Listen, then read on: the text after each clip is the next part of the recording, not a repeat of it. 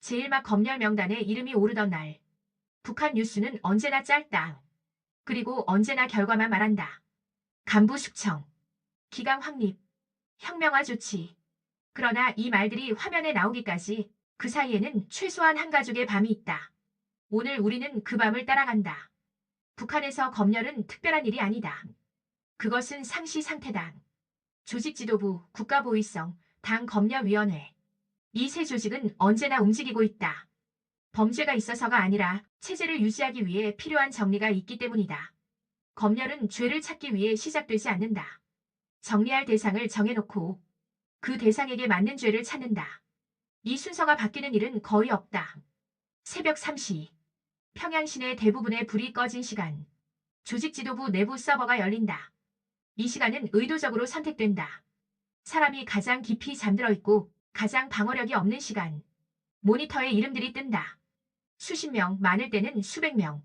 그리고 그중 일부 이름 옆에 아무 설명도 없는 표시가 붙는다. 이 표시는 내부에서 이렇게 읽힌다. 이번 차례다. 김성호 가명. 내각 산하물자관리국 중간 간부. 북한에서 가장 자주 사라지는 위치다. 왜일까? 너무 위에 있지 않다. 너무 아래에 있지도 않다. 없어져도 시스템이 멈추지 않는다. 본보기로 쓰기 가장 좋다. 상부는 메시지를 만들고 싶어 한다. 조용히 하라. 줄을 잘 써라. 말을 줄여라. 그 메시지는 한두 명의 정리로 가장 효과적으로 전달된다. 뉴스에서는 이렇게 말한다. 중대 비위 행위. 하지만 실제 사유는 대부분 사소하다. 김성호의 경우도 그랬다. 외화 사용 보고 하루 지연. 간부 식당에서 요즘 물자가 부족하다는 발언. 아들의 사상 학습 태도 보통 판정. 이 세 가지는 어느 간부에게나 있을 수 있는 일이다. 하지만 중요한 건 이 사람이 선택됐다는 사실이다. 북한에서 죄는 크기로 판단되지 않는다. 선택 여부로 결정된다. 아침 6시 부엌. 아내는 밥을 하다 말고 손을 멈춘다. 남편의 표정이 다르다. 말이 줄었고 휴대전화가 꺼져 있다. 여보, 어젯밤에 전화 왔지? 김성호는 대답하지 않으려다. 결국 고개를 끄덕인다. 검열국이래. 이 한마디가 떨어지는 순간 집안의 공기가 바뀐다. 울음은 없다. 비명도 없다. 북한의 가족들은 이 순간 울지 않는다. 울음은 기록이 되기 때문이다.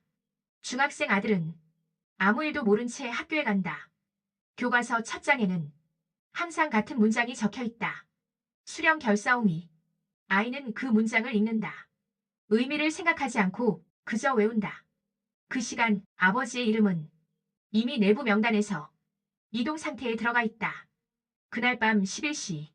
전화벨이 울린다. 김성호 동무, 잠깐 나오시오. 말은 공손하지만 선택지는 없다. 차량은 당 청사로 가지 않는다. 도심을 벗어난다. 이건 신호다. 조사는 이미 끝났다. 차 안 라디오에서는 다음날 방송될 뉴스 멘트가 녹음 중이다. 당의 기강 확립 성과. 문제 인물에 대한 혁명화 조치. 김성호는 그 문장을 듣는 순간 모든 걸 이해한다. 나는 이미 기사 속 인물이다. 차는 평양 외곽으로 향한다. 김성호는 차창 너머로 자기 집 쪽을 바라본다. 불은 켜져 있다. 아내와 아이가 아직 깨어 있다는 뜻이다. 그 불빛을 다시는 보지 못할 수도 있다는 걸 그는 알고 있다. 북한에서 검열은 조사를 의미하지 않는다. 이미 정해진 결론을 행정 절차로 확인하는 과정이다. 그리고 그 결론이 확정되는 순간 뉴스는 이미 준비되어 있다.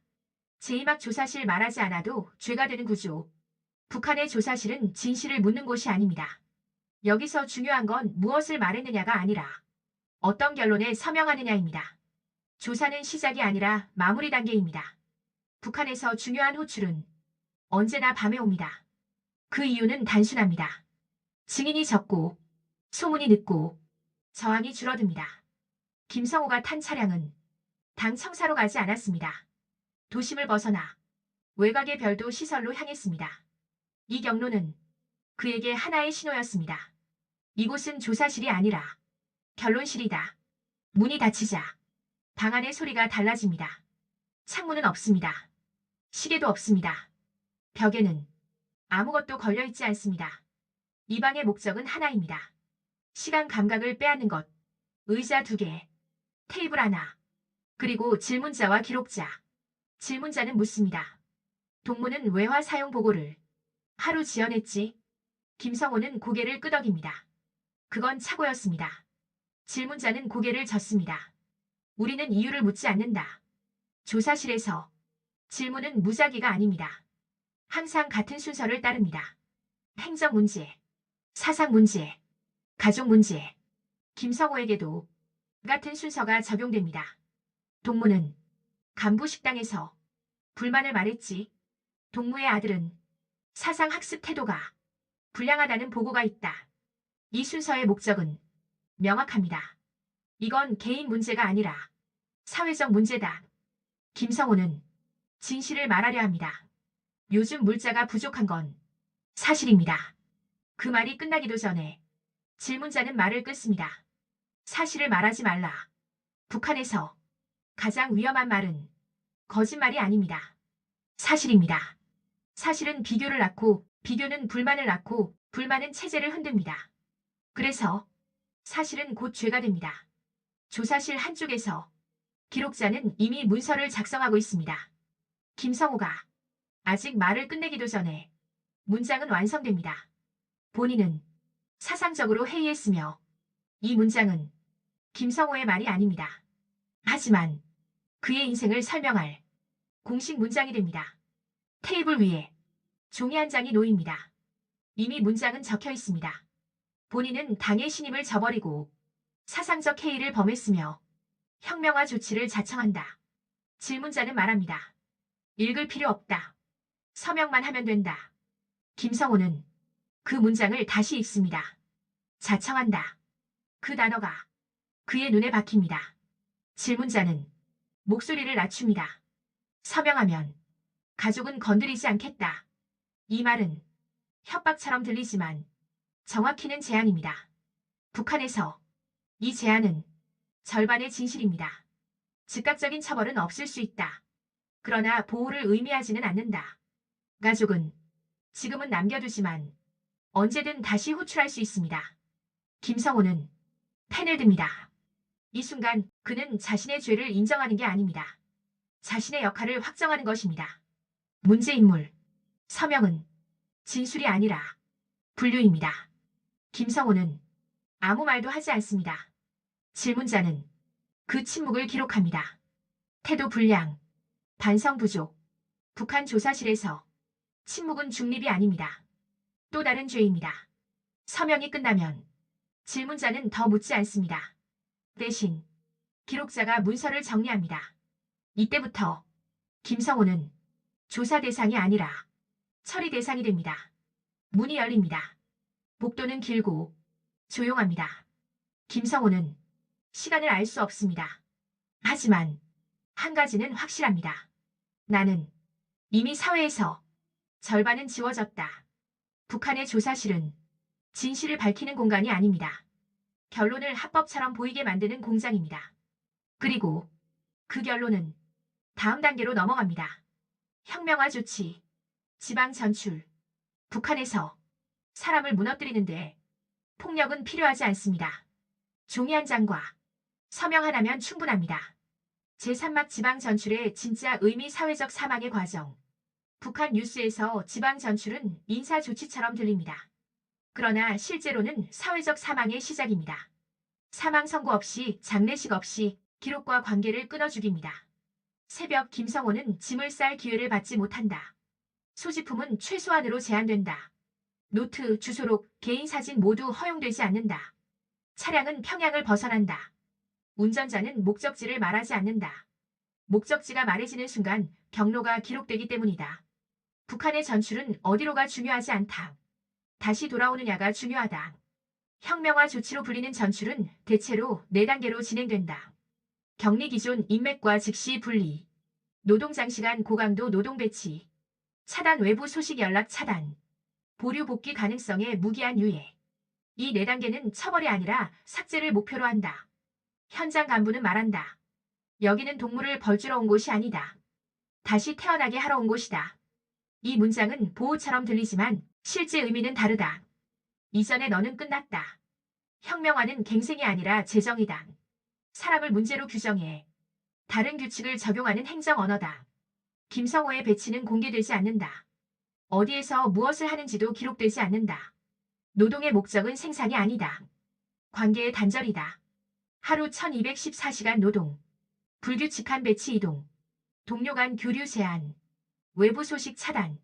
이 환경은 사람을 지치게 하지만 더 중요한 효과는 침묵의 학습이다.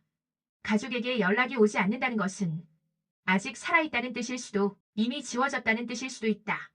북한에서 연락 부재는 상태다. 그 자체로 메시지다. 묻지 말라. 기다리지 말라. 아내는 배급소에서 미세한 변화를 느낀다. 이름 옆에 표기가 바뀐다. 확인 중 혹은 조정. 이 표기는 행정적 표현이지만 실질적 의미는 명확하다.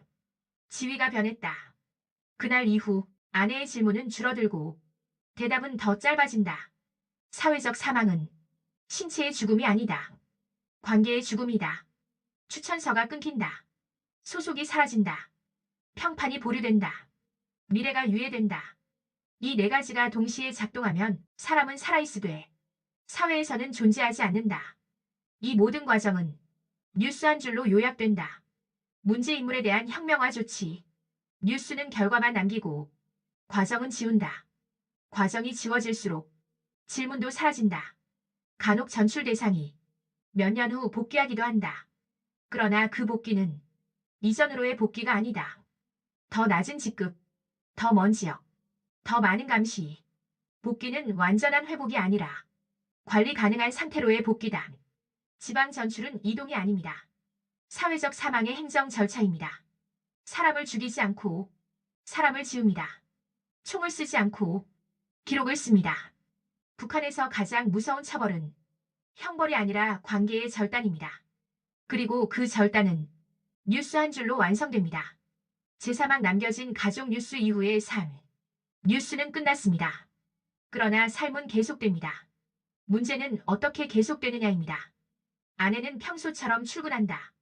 평소처럼 인사한다. 평소처럼 웃는다. 이 평소처럼은 연기다. 북한에서 연기는 생존 기술이다. 울지 않는다. 묻지 않는다. 기억을 말로 옮기지 않는다. 아이는 학교에서 묻는다. 아버지 어디 갔니? 아이의 대답은 길면 안 된다. 국가 임무요. 짧고 단정하고 감정이 없어야 한다. 감정은 기록으로 번역되기 때문이다. 남겨진 가족에게 가해지는 처벌은 직접적이지 않다. 질문하지 않게 만든다. 기대하지 않게 만든다. 말하지 않게 만든다. 이 세 가지가 완성되면 처벌은 스스로 지속된다. 아내는 작은 신호들을 본다. 집 앞 경비의 교체, 전화 연결 지연, 동네 인사의 거리감. 이 신호들은 말한다. 우리는 알고 있다. 아내는 남편의 물건을 정리하지 않는다. 정리하는 순간 그 사람의 과거가 문장이 되기 때문이다. 대신 그대로 둔다. 보이는 곳이 아닌 보이지 않는 곳에. 어느 날 짧은 전달이 온다. 더 묻지 말라. 이 말은 위협이 아니다. 지침이다. 그날 이후 아내는 질문을 접는다. 질문을 접는 법을 아이에게도 가르친다. 아이의 성적은 변하지 않는다. 그러나 배치는 변한다. 추천서의 문장은 달라진다. 노력의 결과가 아니라 배경의 결과다. 뉴스는 다음 사안을 다룬다. 새로운 성과, 새로운 조치. 그러나 이전 뉴스의 가족들은 계속 남아있다. 조용히 표정 없이. 카메라는 남겨진 가족의 밤을 비추지 않는다. 불을 끄지 못하는 밤. 식탁의 빈 의자. 아이의 낮아진 목소리. 이 장면들은 뉴스에 나오지 않는다. 북한 뉴스는 짧습니다. 하지만 그 한 줄은 한 가족의 언어를 바꾸고 한 아이의 표정을 바꾸고 한 사회의 침묵을 연장합니다. 검열은 제도이고 조사는 서명이며 전출은 사회적 사망입니다. 그리고 뉴스 이후의 삶은 연기된 평소로 이어집니다. 우리는 결과를 보지만 그 결과가 만들어지는 과정을 보지 못합니다. 구독과 좋아요, 댓글 부탁합니다.